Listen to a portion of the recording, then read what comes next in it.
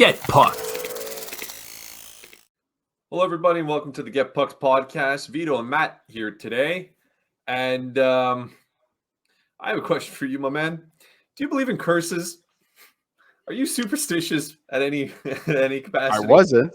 I wasn't, and I didn't. But 2 years in a row makes you change your mind a little bit. I mean, I think it's going on 3 years at this point. But in case for whatever reason you guys don't know what we're kind of alluding to right now, 2 games in, on the third game of the season, Kirby Dach goes down with a season-ending injury.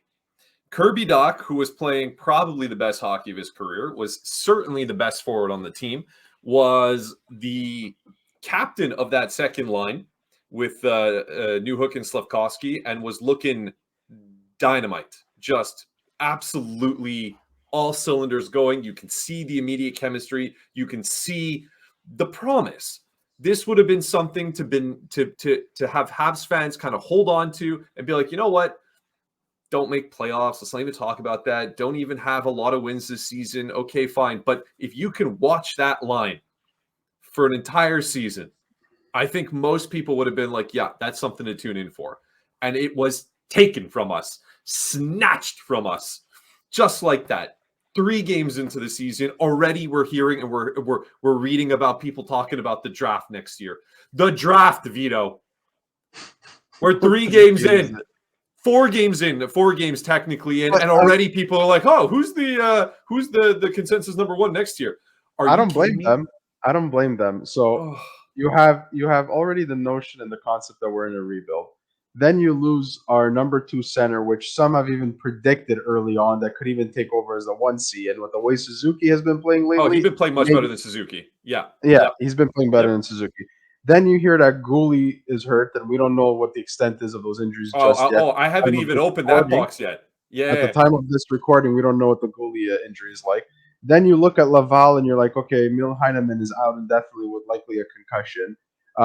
Last night, Logan Mailloux took a bit of a hit and was holding his shoulder. And while he did come back to the game, you have to think he's a bit banged up there, and hopefully it's nothing too serious. But you're hearing all these things piling up, and the season just started. So yeah, then there's Reinbacher over in the Swiss leagues, and fortunately, it's not a knee fracture. It's a 1 to 3 week injury. It's not that bad, but still, you're seeing these things happening, and you can't help but to start talking about the draft next year, because like I said, we were already in a rebuild. So it's like, okay, we were already talking about the draft. Now add these injuries to it, and add the shaky goaltending that the Montreal Canadiens have been getting lately, and it's a perfect storm for us to be able to talk about the draft at the early part of the career, at the season. That being said, it's a little early, guys. You know, things can still happen. There's a lot of star players across the NHL right now that are having very slow starts, and people are already, crossing them out for the year. But you know what? Who cares about them? No. I don't care about the other teams. I don't care about slow starts. It's slow right now. That's what I'm saying. The problem here is there was already shaky ground to stand on at the beginning of the season. Most people expecting the Habs to finish towards the bottom of the standings, which means tremendous amount of losses throughout the season. That doesn't make for normally exciting, product. And so when you don't look for your team to win games, you have to look for what we talked about an episode or 2 ago. What are the kind of storylines that you should tune in for? And so right off the bat, we were like, oh, is Suzuki going to be a point-a-game player? Now 4 games in, so let's not take it too far here, but he is not looking great. Caufield, he's scoring. At least you still got that. Knock a whole bunch of wood, everybody right now, and hopefully that he stays healthy. But then that second line really catapulted to the top of the list of things that you'd want to tune in for and watch. You got to see Slafkovsky actually start to more often than not show glimpses of what he was drafted first overall for. And that was a direct product of playing with Dach as his center, who was playing as good as he was playing.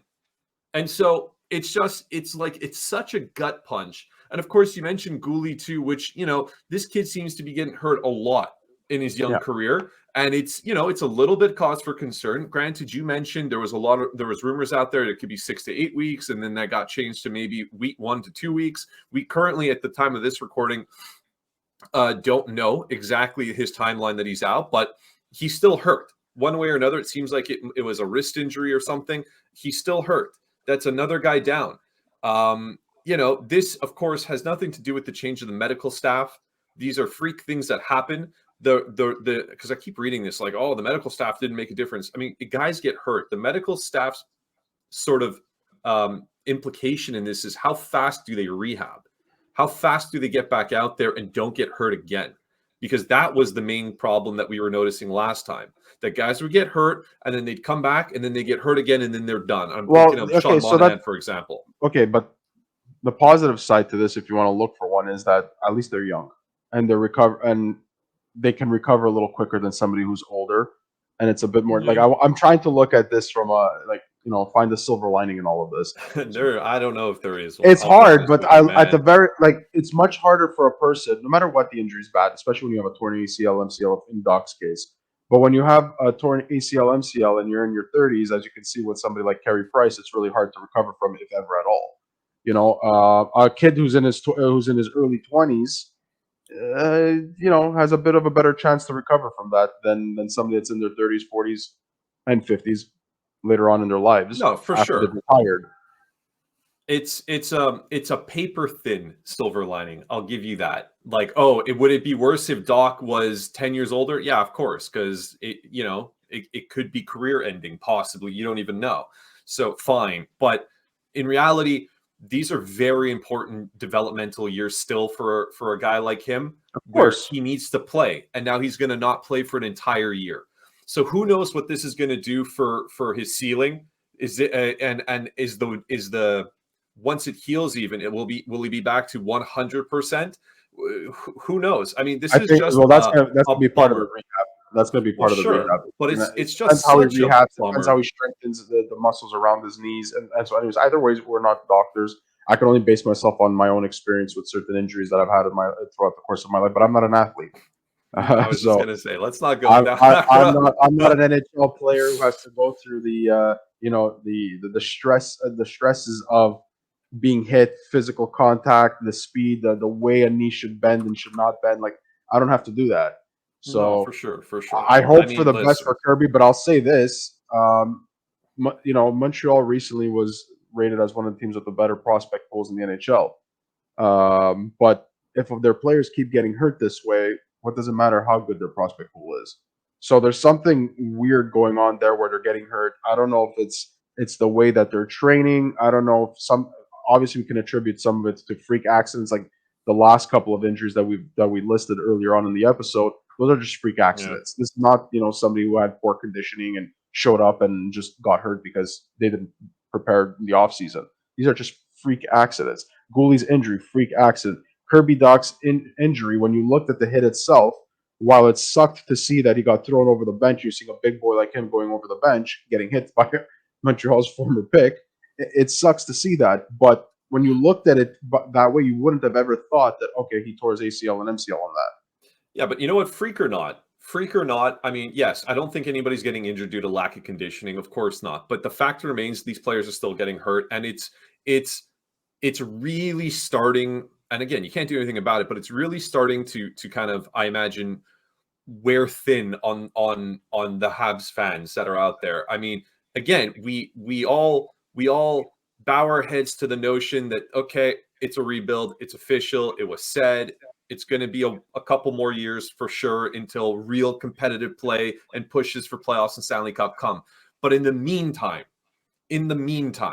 there has to be a product that's put out on the ice that gives the fans something to look at. And while 2 games in, it was, overtime loss in the first game and a win the second game, things were like, okay, they're not going to win all their games and they're not going to not lose, but it was exciting hockey. You were watching fun goals. You were watching good play. And I mean, we'll get to and address the goalie situation in a second here, but just for this to be taken away so soon, I guess is the real gut punch when I think about it. I mean, everybody will admit injuries happen. Injuries pile up throughout the season. There's no doubt about that. I mean, you weren't going to go a whole season without seeing some players take some time off. But 3 games in, it had to happen 3 games in. I mean, but that's such a like. it's out of everybody's control, Matt. No, but I'm just saying, it's like, look at what has been happening to this team over the last 2 years, 3 years now. Since the Like, cup run.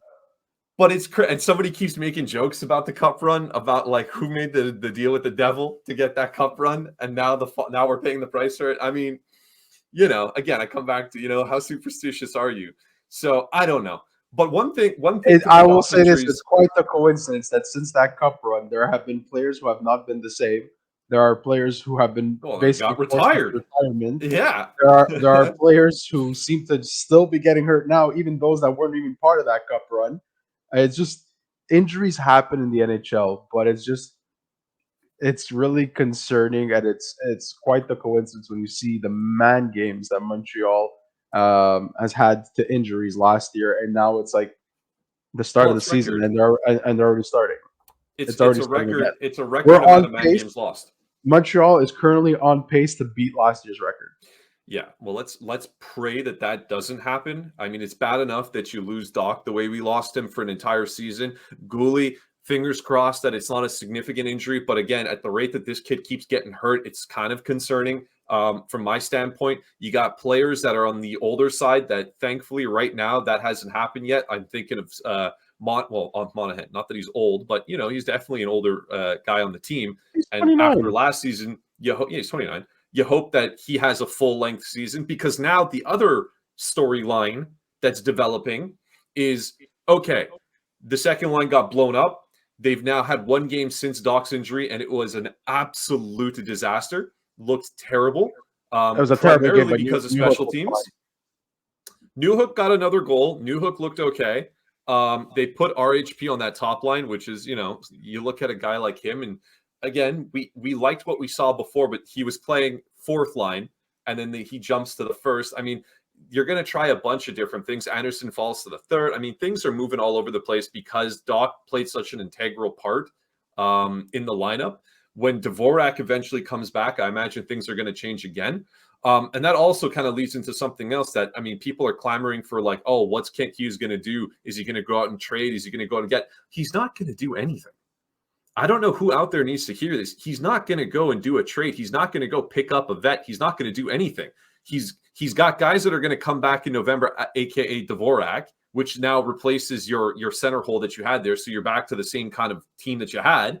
And even if another guy on defense goes down, you got a whole slew of guys that were just cut and didn't make it out of camp that are going to come back up. I'm thinking they're gonna play with what they have right now, because right now it's not the time to make a move, and plus it's not easy to make a trade right now. Everybody's against the cap, and typically when trades do happen, barring like the minor league trades and all that, is usually right after American Thanksgiving, maybe closer to the Christmas break, just before the Christmas break. So if there's going to be a move, it's going to be there, and the only way I could see him making a move, given that there's certain players like Joshua Roy knocking on the door, Norlander knocking on the door, Justin Barron is there, and so on, from a defense perspective, obviously.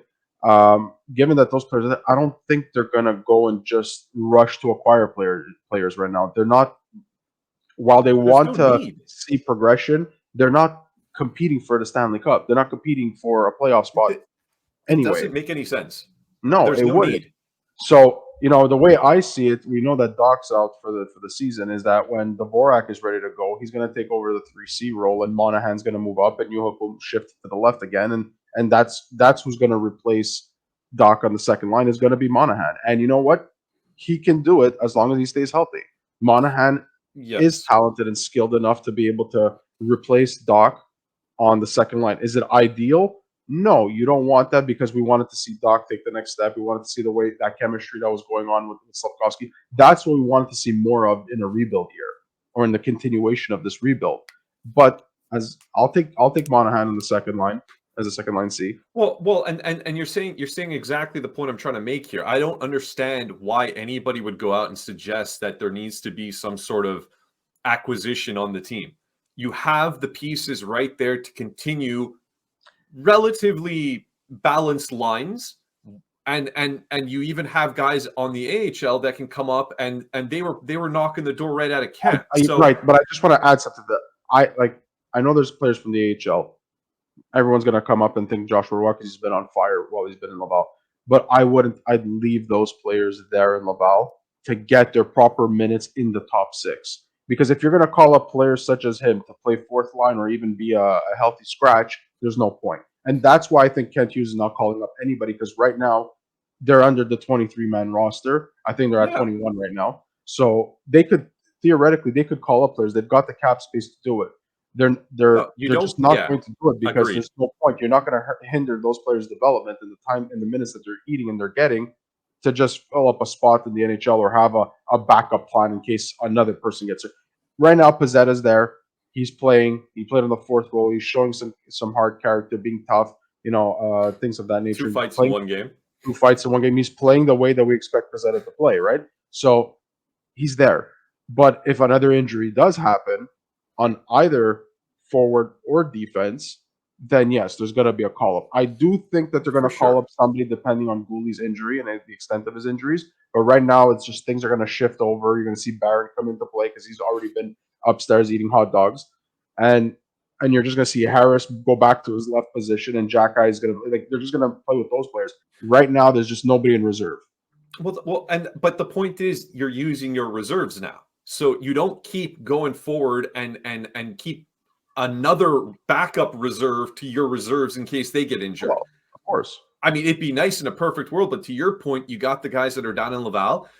They should stay there. They should keep getting the minutes like you were suggesting. But the whole point is, again, going back to what I've been seeing is this notion that, what is Kent Hughes going to do? What is Gorton going to do now that Dach is down? What are they going to go out and get? And I'm scratching my head thinking to myself, why are people talking about gets? It just doesn't make sense. So anyways, I think we both see that exactly on the same page. I don't think there's anything available right now to replace what Dach was bringing. What there is and what exists out there is internally, actually. No, it's all internal stuff. It just makes no sense. I just wanted to bring light to the fact that people are saying this, and if you're listening and you're one of the people that think they should go out, I'd love to see in the comments why. Do you disagree with what we're saying? And well, less important about what, because there's always a what. Why? Just why? If you are one of those people, please let us know in the comments. I'd love to read why you guys think that would be something you know that what the team should do. And you know what? I mentioned Monahan taking the 2C when Dvorak comes back. It could be goes wing if Newhook continues to progress and produce as a center. Because when they traded for him, they traded for him to have that versatility of being a center and a winger. So yeah, he could play can both. Play on the top line. Absolutely. If RHP isn't doing it there and they need, I'm actually kind of thinking about Caufield and Suzuki maybe finally breaking that up again. I know a lot of people suggested, and I know the analytics suggest that they're better apart. And while the eye test and the off ice chemistry is obviously off the charts, and that's why we want to see them together. And they're your number one winger and your number one centerman at the moment. It would make logical sense to keep them together. The fact that Suzuki is off to a relatively slow start, I think he's got 1 assist in the 4 games, and he hasn't quite looked eye test wise very good. It might be worth doing a real big blender and kind of mixing up those lines. I I'm disagree. thinking. You disagree? I disagree. I think the majority of the people who were suggesting that maybe Caufield and Suzuki should be broken up was for Caufield to play with Dach, and Dach's not there anymore. So you keep things as is. That people wanted to see Caufield and Dach together with the way Dach plays, that they felt they could complement each other very well.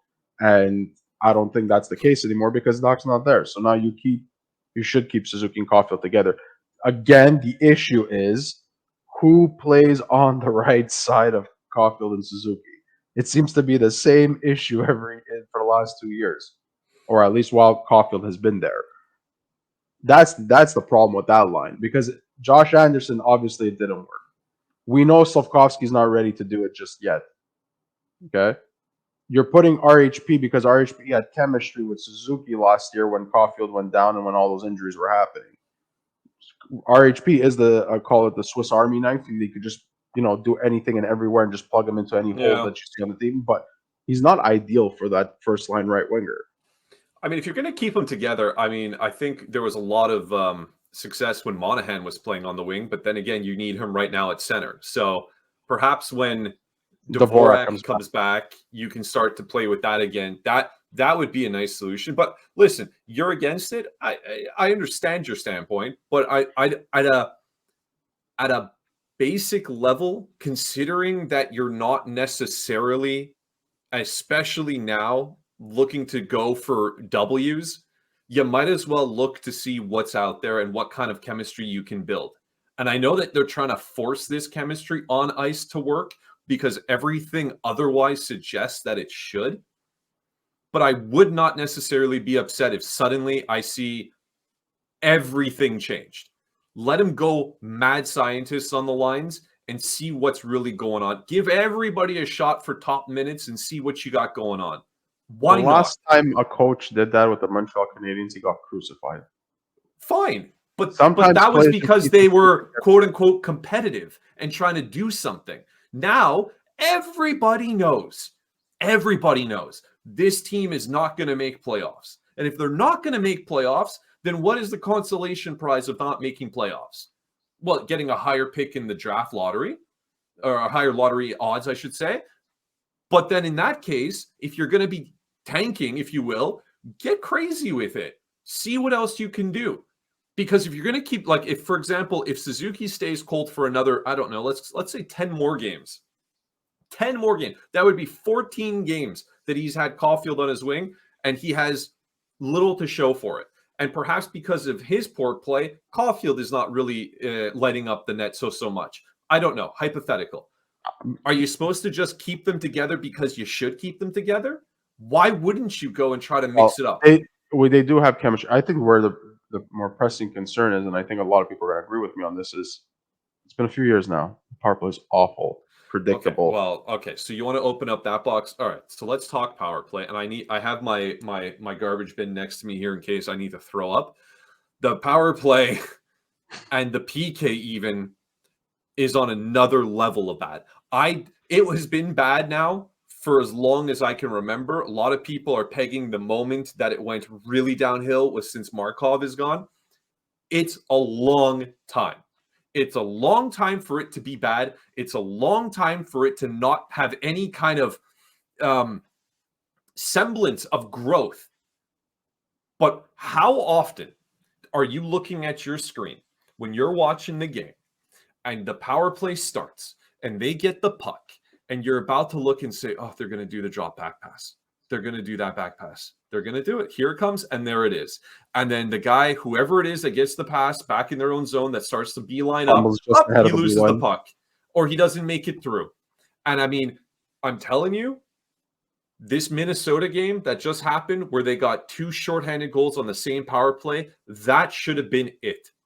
That should have been the moment. And I'm not pointing blame like people are doing to Burrows or this or that. I don't care.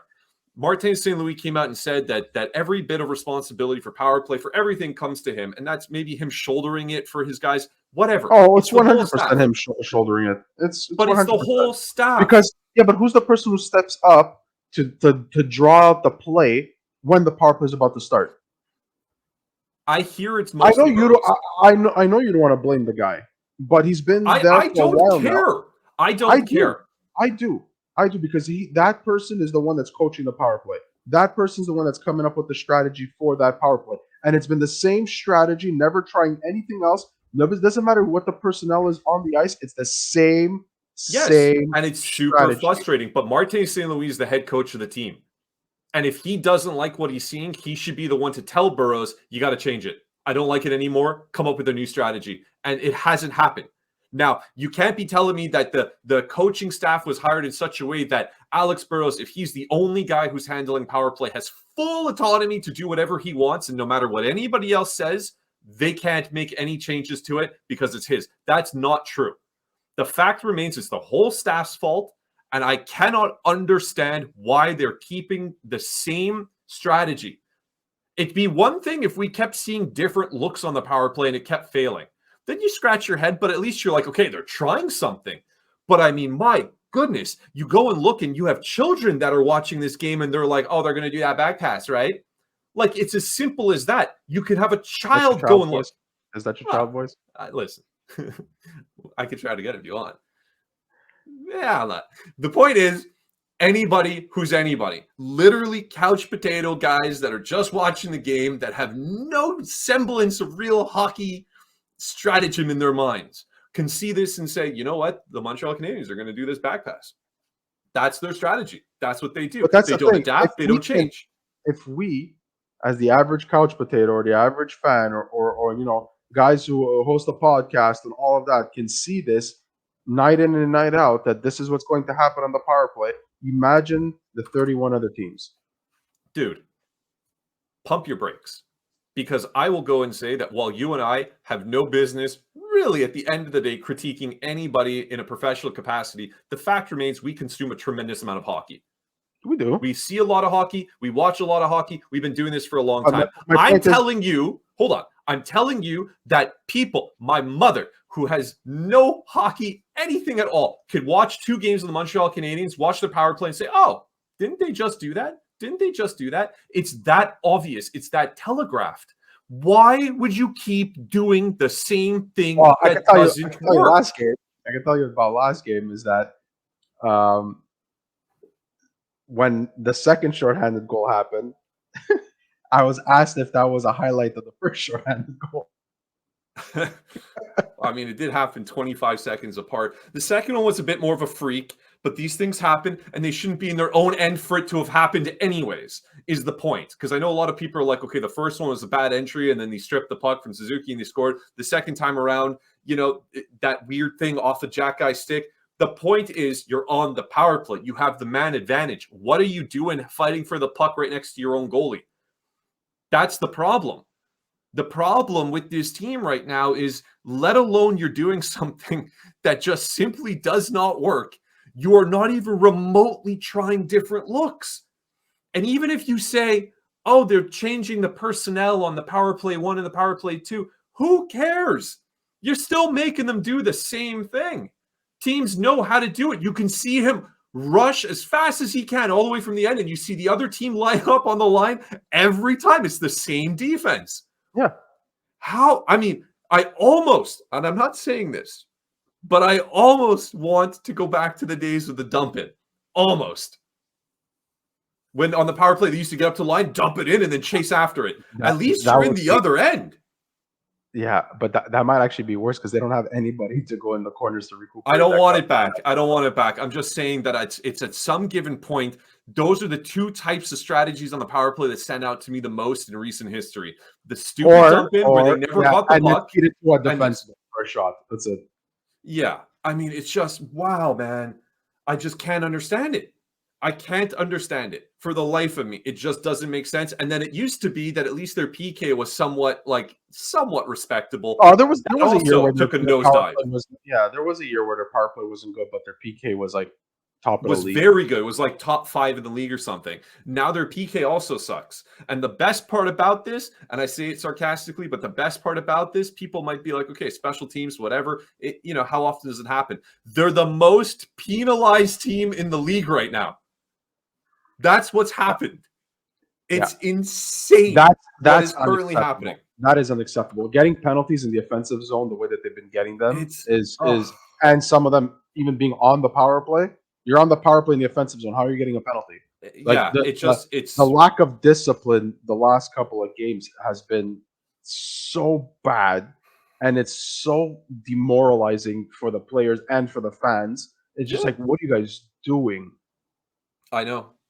And again, you come back to the same thing where it's like, if you look at the stats, and I'm not a stats darling necessarily, but I definitely don't turn my nose to analytics like a lot of other people do. So when I look at it, you got to look at the team in 2 capacities right now, because it's actually a really fascinating sort of analysis that you can do. When the team is at 5-on-5, they're one of the better teams, if not the top teams in the league. They're something like 7 goals for and 1 goal against or something in the 4 games that have been played. Something like that. That's really, really good. Then you turn and look on the other page. How do they perform both down a man and up a man? They are the bottom team of the league. If that is not something for you to go as a coaching staff and be like, we're going to have practice today. What should we work on? Well, we're one of the best at 5-on-5. Perhaps we put those drills away. How do we look on special teams? Oh, absolute dumpster fire. I have an idea. Let's spend all our time working on special teams. I mean, it's remarkable how it's not being addressed in any way, shape, or form. So Eric Engels just tweeted an update on Guhle. He's not at practice. There is his length of absence is still undetermined for now, anyway. So chances are we'll get an update after the practice is over. But meanwhile, as I mentioned before, the Habs still only have 21 players on their roster, so there's no call-ups at the moment. Well, they have defensemen that are still up that are going to slot in. Like that's like we said, they're going to use the reserves. I don't expect movements. Yeah, I don't expect movements. But so actually, the latest update is, sorry, I was a bit outdated on this, is that Kaiden Guhle is day-to-day. Day-to-day. Which is not that good. bad. Definitely better than what we were expecting, than some of the initial rumors that were out there for several weeks. So that's not too bad. But again, I come back to the same sort of concept behind a player like Guhle, where he is a tremendous talent and there's a lot of upside to this kid. And I like how he plays the game. The problem is, will he be one of those guys that are constantly injured? And so far, it is starting to go down that road, and it is very concerning. And I don't know if it's just unlucky. I don't have all of his injuries in my mind right now to be like, oh, was that just an unlucky hit, or does he put himself in positions where this ultimately is leading to more injuries? I think it's a bit of both. I think it's a bit of both, because there's certain plays that I've seen from the beginning of the season and even during preseason where he puts himself in slightly vulnerable positions and he gets hit in the numbers a little bit. That's happened at least twice from what I can remember. One of them being Reeves, and one of them was during the preseason. However, that is not always the case, and I gotta say sometimes it's just bad luck for this guy. Well, and you know what? Luck is a funny thing, because some guys are blessed and they just never get injured their whole career, and then some guys have all the promise that you can have and they're just unlucky. Wrong place, wrong time, hits that would normally not be big deals, they somehow fall awkwardly. And I just hope that he isn't one of those guys in the long run, because it would be a terrible shame. There's a lot of promise to this kid, and same thing with Dach, same thing with the rest of them. I mean, this is already a second or third major injury for Dach, and he's 24. Like, that is super concerning stuff. So, I mean, it's mostly doom and gloom this episode, mostly rant, just some sort of getting a pulse on the situation. I kind of hope moving forward we're able to see, I mean, primarily the biggest change in my view that they have to address is the power play. It's just unbelievably frustrating to watch, and nothing is showing any semblance of progress there. So my hope is that changes. So the next time we have one of these, we can say, oh, look, they've changed the power play. Oh, look, things are kind of moving better. That would be a nice thing, a nice kind of storyline. Caufield scoring goals. He's doing Caufield things. That's nice. Keep that going. The whole season's not going to go as bad as the Minnesota game. There's going to be some entertaining hockey still. Yes, they lost the key piece with Kirby Dach. He was a part of that entertainment that we were expecting to see during the season. But it's not going to be as bad as that Minnesota game, you would think anyway. There's going to be some bad games, because every team has bad games. It's a long season. But they're going to get their act together. You're going to see some entertaining hockey. At the end of the day, it's still Marty St. Louis coaching it. It's still the same, the concepts he's trying to instill. It's still, the personnel, most of them is still there. There's still a lot of players that we're looking forward to seeing and what they were going to do. And, Newhook being one of them, Suzuki, is he going to get there's still a lot of those same storylines that we discussed last episode to look for. There's just one that has to do with Kirby Dach that we just have to put an X on and forget it, which was one of my predictions, that he was going to have a breakout year and probably take over as the 1C. Maybe. Well, that's not happening. So no, let's all band together as Habs fans, support them, watch it. At the end of the day, we're still another rebuild year. Sure. It's still going to be some entertaining hockey, and we just want to see some progression. If they happen to give us entertaining hockey but still fall in the bottom 5, then so be it. It's another year like that. If they don't and they come out 7, 8, 9, 10 like we predicted that they're going to be, and that was minus Dach, then we could look and say, hey, you know what? They did it without Dach. Imagine if Dach is there healthy and playing. Well, I'll be honest with you. I was putting them, I forgot exactly my number. What did I say? They were going to be 7th, I think you said. And I said 5th. 7th from the bottom, 9th Yeah. from the bottom, something like that. Without Dach, I'm putting them in the bottom 5 for sure. For sure. I think he's that important of a piece on this team. He brings that much of a different dimension to this team. And given that now you got the injuries that have after 4 games already, maybe it's going to be like that this season again. Yeah, I mean, it's hard not to be a little bit down, but 4 games in, hockey's just back. I'm excited that hockey is back. There are still, to your point, storylines I'm still going to be watching. Obviously, I still suggest everybody to do the same. There are things out there to go to cheer for. Will they always be as bad as what we saw against Minnesota? Of course not. But I expect a lot more of those games now than I did before. And it's a shame. It's a shame. It's unfortunate. I'm not thrilled about it. But hopefully this is the limit. I'll be a little more optimistic on this. I think we're still going to get very good hockey from them, and I don't think it's all doom and gloom. It sucks.